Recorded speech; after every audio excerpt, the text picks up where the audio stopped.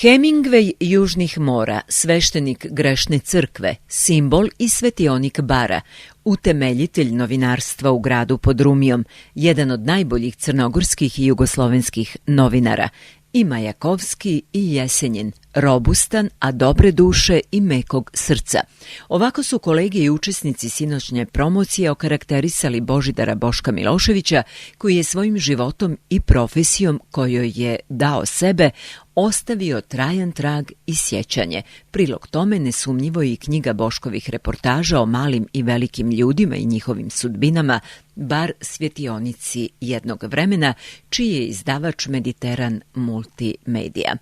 Odavno nisam pročitao interesantnije novinarsko štivo, kazao je na promociji glavni odgovorni urednik Radio Bara Milan Vujović, koji je osnove novinarstva učio od Boška, a kasnije ga je i naslijedio na mjestu dopisnika politike iz Bara.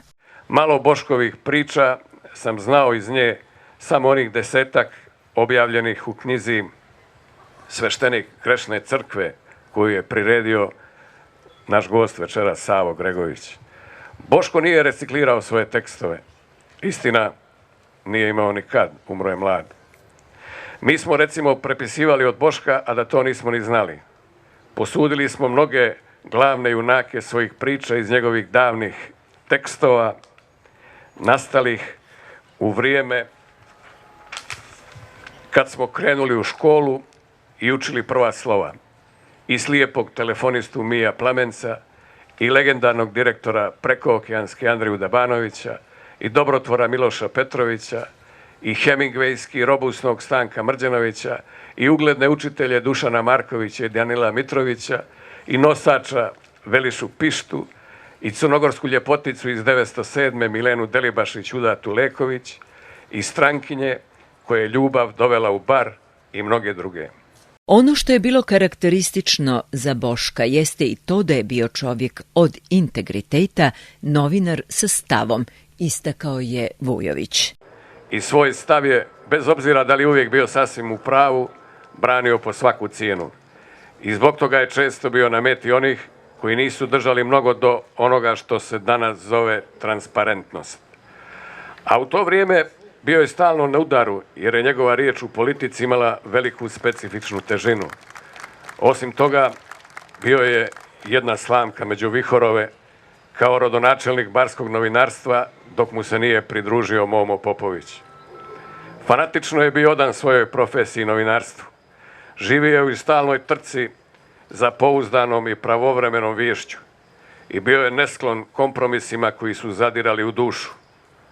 A uvijek mu je duša bila važnija od svakodnevnih životnih blagodeti do kojih se dolazi sa manje ili više kompromisa.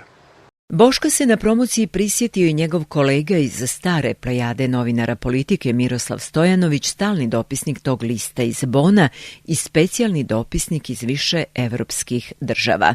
Ja sam zaista sa iskrenim zadovoljstvom, ali i sa osjećanjem u isto vrijeme obaveze i privilegije prihvatio da bude večeras ovdje.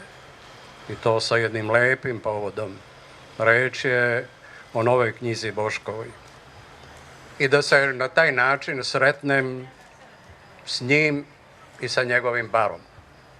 Za mene su to inače dva neodvojiva pojma, Boško i bar.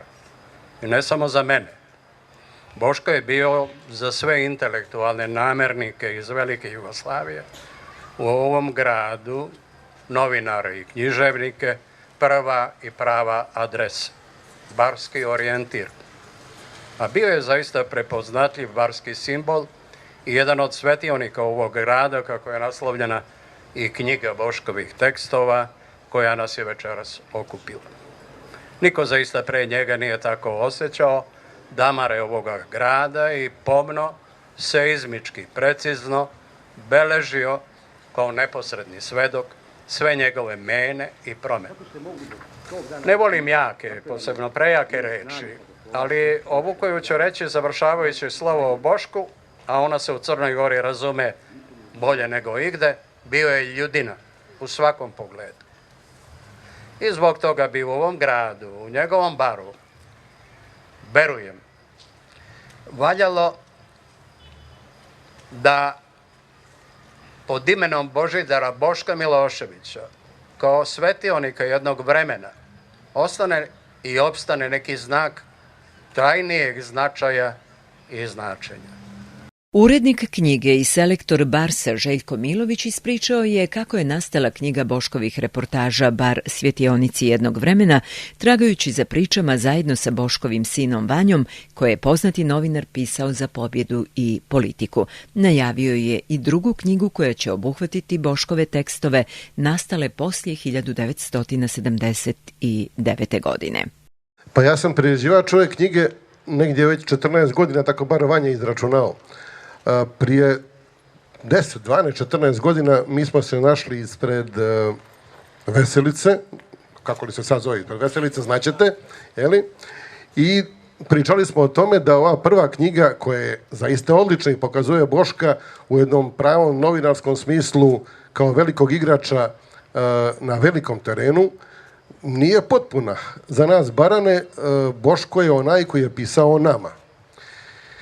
I nekako je potpuno prirodno bilo da jednog dana dođe do toga da se sve barske priče skupe u jednu knjigu. Na kraju će ispasti dvije. Negdje prošle godine smo počeli taj proces skupljanja.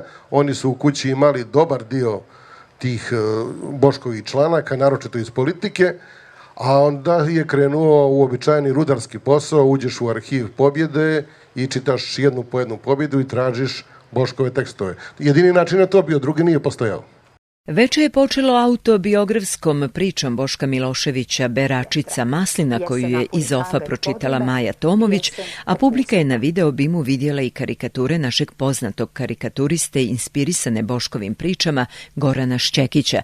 Bila je u prilici da čuje i zanimljive anegdote kojih su se prisjetili njegove kolege iz nezaboravnih druženja sa poznatim novinarom, koji je bio istinski bojem i ljubitelj kafane, isto toliko koliko je bio posvećen i volio novinarsku profesiju, svoj grad i ljude koji su mu utkali dušu. Na kraju Barsa selektor Željko Milović zahvalio se publici i kulturnom centru, naglašavajući da je posjećenost programa ovoga ljeta bila znatno veća nego posljednje 3 godine.